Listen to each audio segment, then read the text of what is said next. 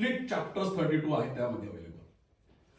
मला आठवते जेव्हा आम्ही इथे ग्रॅज्युएशन करत होतो तेव्हा एक व्होकेशनल काहीतरी कोर्स आला होता, ई कॉमर्स नावाचा कोर्स घेतला होता. कॉलेज नेहमीच काहीतरी नवीन करण्याच्या याच्यात राहते. मॅडम मला अनेकदा विचारतात ह्याबद्दल. मॅडमच्या माझ्या भेटी भरपूर जास्त होतात.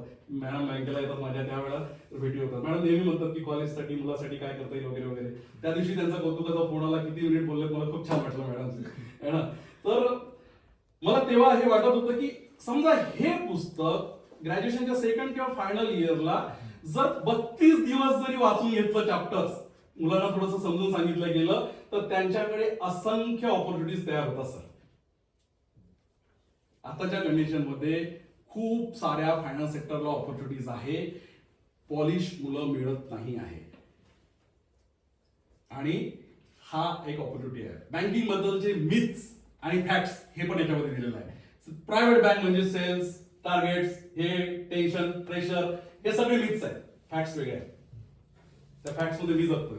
मला माहिती आहे तिथे काय असतं, काय स्टेटस असतं, काय सगळं असतं. 6 वेळा मला इंटरनॅशनली जायला भेटलं, बाहेर इंटरनॅशनल अवॉर्ड्स भेटलेले आहेत. असंख्य वेळा मी बेस्ट एम्प्लॉई म्हणून निवडला गेलेलो आहे. HR चे अवॉर्ड्स भेटलेले आहेत. खूप साऱ्या गोष्टी माझ्यासोबत झालेल्या आहेत आणि त्याचं सगळं गुणस्थळ, मला सगळं क्रेडिट जे आहे ते मी ह्या कॉलेजला देतो. जे मला first year second year final मध्ये ह्या कॉलेजने दिलं ते मला प्रत्येक क्षणाला मला माझ्या आयुष्यामध्ये, माझ्या प्रोफेशनल लाईफमध्ये कामी येतात.